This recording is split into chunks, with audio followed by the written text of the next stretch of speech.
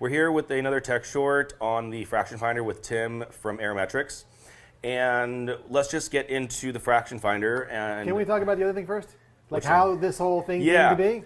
Yeah, let's Can I talk tell my about story? Yeah, go ahead. So we had just finished that project for that controller, and The VPC one, right? right, Yeah. and it worked great, and we were kind of like high-fiving and happy joy. We're thinking, hey, what else can we do together? Yeah. And you came up to one of your short path systems. You're like, if you shine UV light on here like a black light, I see green. What Yeah. can you do with that? Remember that? Yeah.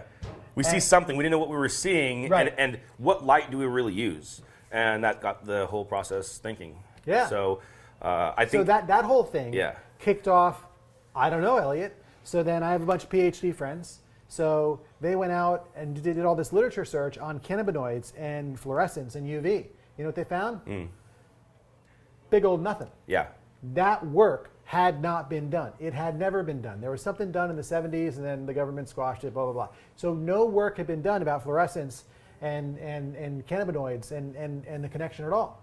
So remember, so we said, okay, I guess the literature search showed up nothing. Yeah. So that means we have to do our own research. So remember, We like came 6 in- months later, yeah. I came back, you set me up with all your pals, they brought in some good stuff. Yep. We had samples brought in from every type of distillation process, from D8, D9, CBD, like low potency THC from the from like an evaporator and stuff Yep, like that. yep. And we tested every single one, and just to get the answer we needed, Yeah. because it wasn't like HPLC. HPLC is where you separate in a chromatography column, and it comes out in like steps, and you can read what those steps are, but it doesn't give you a collective character or data of what's coming off the stream of our system. So we have to get that information from scratch.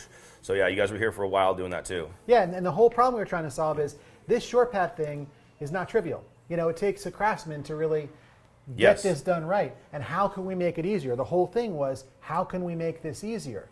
And that started with, let's figure out what is actually flowing and what we can identify. So we brought in monochromators and spectrometers and all that kind of stuff to figure out what wavelengths we needed, if cannabinoids even fluoresce. And it was in that research, and that's where Yeah. we published that paper, that they indeed do, and here are the wavelengths, Yeah. and voila. Yeah.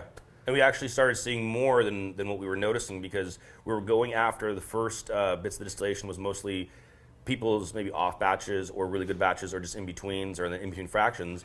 But then when you start running the machine, you have a stream of data that you have to reinterpret and create a user interface for. And that's what the unique part about what you guys did. Because Right. anybody could just put a UV light there and get some kind of a stream of data, but you have to split that all up. You have to, like you have obviously tricks of the trade and secrets there, but that's the whole heart and brain of the system is right there. Right. Yeah. And do you remember MJ Biz 2017? Yes.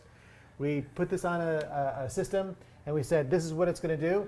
And do you remember that reaction? What is this? That was a crazy reaction, like, no way. You can Yeah. actually tell me Yeah. when D9 is flowing? Are Yeah. you crazy?